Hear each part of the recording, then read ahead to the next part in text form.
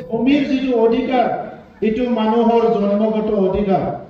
যেতিয়া ঈশ্বৰে আমাক জন্ম দিছে সেই দিনাই আমাক এটা ভূমিও আমাক দিছে।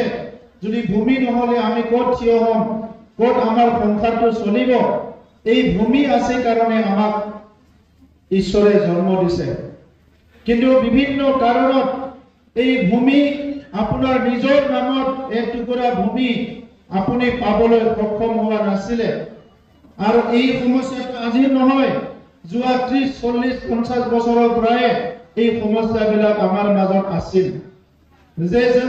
যে যোৱা বহুত বছৰ আমাৰ মাজত কাজিয়া হ'ল, বড়ো হ'ল, বিভিন্ন পৰিৱেশ সৃষ্টি হ'ল, বিভিন্ন এই সমস্যাবিলাক সমাধান কৰিব নোৱাৰাৰ কাৰণে।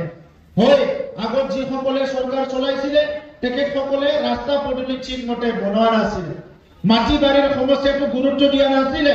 আমি যদি আজি দিব পাৰিছো, BPF কিয় দিব নোৱাৰিলেহেঁতেন? মাত্ৰ 17 বছৰত মাত্ৰ 15,000 ভূমিৰ সমস্যা সমাধান কৰিলে। আমি মাত্ৰ 2টা বছৰ কাম কৰিলো। 1 বছৰ কৰোনা ভাইৰাছ হ'ল। এই 2টা বছৰ ভালকে কাম কৰাত আজি ৰঞ্জিত বসুমতাৰী ডাঙৰীয়াৰ নেতৃত্বত আৰু আমাৰ যিখিনি ৰেভিনিউ ডিপাৰ্টমেণ্টৰ যিখিনি ষ্টাফ আছে, অফিচাৰ আছে, আমি 1,43,000 অফলাইন ভূমিৰ সমস্যা সমাধান কৰিলো মাত্ৰ 2টা বছৰত। আৰু অনলাইনটো 9 মাহ হ'ল। 9 মাহত বিভিন্ন জনগোষ্ঠীৰ মানুহবিলাক লেণ্ড ভূমি পোৱা নাই বুলি এতিয়াও উল্টাকে যায় গাঁৱে গাঁৱে কয়। BPFৰ মানুহবিলাকৰ গাঁৱে গাঁৱে যায় কয় আমি আহিলে মাটি দিম, UPPL BJP মাটি নিদিব বুলি কয় গাঁৱে গাঁৱে যায়।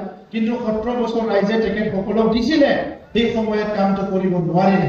আজি মই আপোনালোকক কৈছো অফলাইন যিটো অফিচ আজি যেনেকৈ ইয়াতে সেটেলমেন্ট পেপাৰ দিম তেনেকা অফিচিয়েলি দিয়াটো 1,43,000, ইহঁতৰ 15,000, আমাৰ 1,43,000। আৰু অনলাইনটো যিটো অনলাইন আছে, অনলাইনত এতিয়ালৈকে এপ্লাই কৰিছে 91,000, পাইছে 65,000। কোন জনগোষ্ঠীয়ে কিমান পাইছে মই আপোনালোকৰ আগত গাই দিছো। আদিবাসীসকলে এপ্লাই কৰিছে 1,427 জনে। 1,427 জন আদিবাসী মানুহ এপ্লাই কৰিছে আৰু তেখেতসকলে এতিয়ালৈকে পাইছে 1,088 জনে। 1,088 জন অলৰেডি পাই গ'ল, মাত্ৰ 260 জন বাকী আছে। অসমীয়াত আমাৰ বিভিন্ন জনগোষ্ঠী, সূত্ৰধৰ, নাথজ্যোতি, বিভিন্ন জনগোষ্ঠী আছে। 10,000 এপ্লাই কৰিছে, 10,000ৰ ভিতৰত প্ৰায় 8,000 পাই গ'ল, মাত্ৰ 1900 প্ৰচেছ চলি আছে। বেংগলীসকলৰ পৰা 7,200 এপ্লাই কৰিছে, ইতিমধ্যে 5,400 পাই গ'ল। বড়োসকলৰ পৰা 27,000 এপ্লাই কৰিছে, এতিয়ালৈকে 19,000 পাই গ'ল বড়োসকলৰ পৰা। গাৰোসকলৰ পৰা আমাৰ গাৰো আছে, 45টা পৰিয়ালে এপ্লাই কৰিছে, 31টা পৰিয়াল পাই গ'ল, 11টা এতিয়া প্ৰচেছ চলি আছে। গোৰ্খাসকলৰ পৰা 2,000 এপ্লাই কৰিছে আৰু 1,530 জন 30টা পৰিয়াল অলৰেডি পাই গৈছে। কোচ ৰাজবংশীৰ পৰা 5,300 এপ্লাই কৰিছে, 3,700 অলৰেডি পাই গৈছে। পেপাৰটোৱে গভৰ্ণমেণ্টৰ পেপাৰ হয় আৰু ইয়াতে ক্লিয়াৰ লিখা আছে কোনো জাতি জনগোষ্ঠী ইয়াতে ডিছক্ৰিমিনেট হোৱা নাই। আমাৰ চৰকাৰৰ সময়ত সকলোকে সমান গুৰুত্ব দিয়া হৈছে।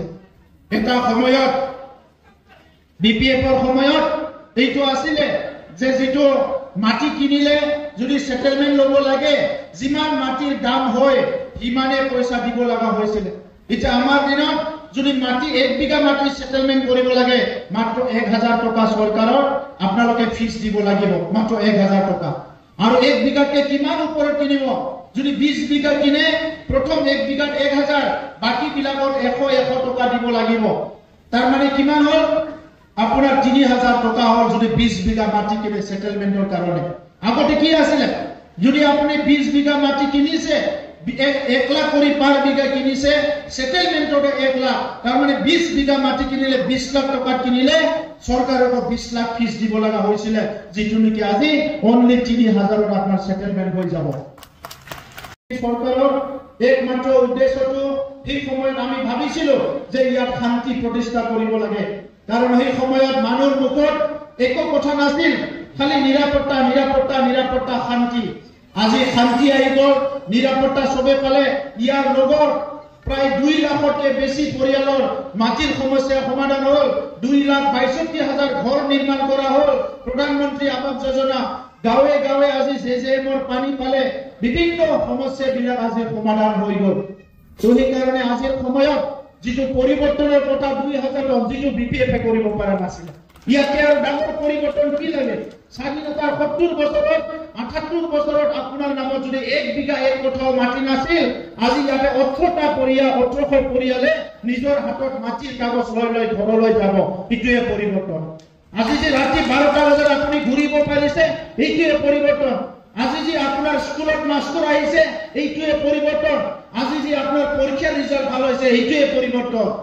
গতিকে আমাক কেতিয়াবা তেখেতসকলৰ মানুহবিলাকে ছ'চিয়েল মিডিয়াত কিবা কিবি আমাৰ ফটোবিলাক দি লিখি থাকে, এইটো হোৱা নাই, ইটো হোৱা নাই, ইটো হোৱা নাই। আমি যিমানখিনি কথা কৈছিলো নিৰ্বাচনৰ আগত, প্ৰায় অলমষ্ট 3টা বছৰত আমি কি কৰিছো আৰু আগৰ 17টা বছৰত BPF কি কৰিছে, ইয়াৰ এটা প্ৰতিচ্ছবি মই আপোনালোকক দিবলৈ গৈ আছো। তেতিয়া আপোনালোকে সব দেখিবলৈ পাব। তো গতিকে আজি আৰু দীঘলীয়া কথা নকওঁ, আপোনালোক সকলোকে ধন্যবাদ জনাইছো। বৈনিচিম